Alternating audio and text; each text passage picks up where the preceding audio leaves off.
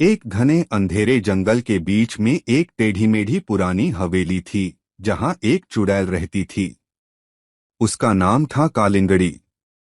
लेकिन वह आम चुड़ैलों जैसी नहीं थी। उसके पास जादुई अनार के बीज थे। ये कोई साधारण बीज नहीं थे।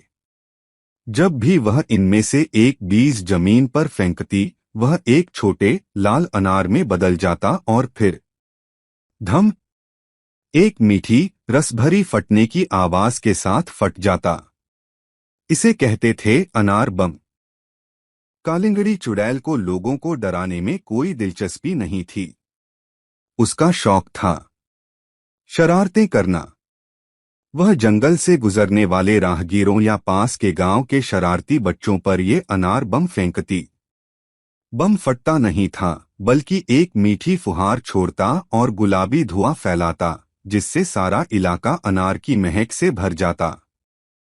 शुरू में लोग डर जाते थे, लेकिन फिर वे समझ गए कि ये बम नुकसान नहीं पहुंचाते, बस कपड़े गुलाबी कर देते हैं और चेहरे पर एक मीठी चिपचिपाहट छोड़ जाते हैं।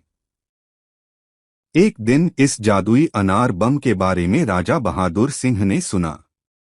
उसने सोचा, अगर यह अनार बम इतना ताकतवर है, तो इसे युद्ध में इस्तेमाल करके मैं पूरी दुनिया जीत सकता हूँ।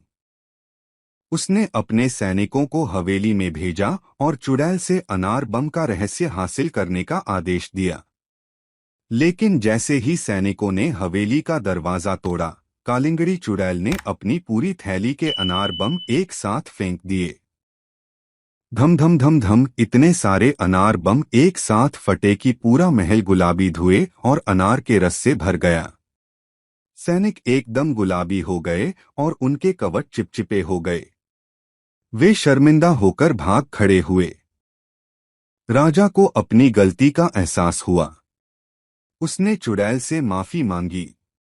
तब कालिंगड़ी ने उसे समझाया, हर चीज का इस्तेमाल ताकत दिखाने या लड़ने के लिए नहीं होता। मेरे अनार बम डराने के लिए नहीं, बल्कि खुशियां बांटने और शरारत करने के लिए हैं।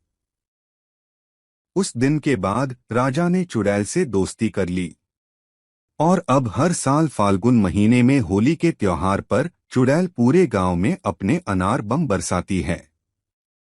बच्चे और बड़े सभी उसके साथ रंगों और मिठास की होली खेलते हैं।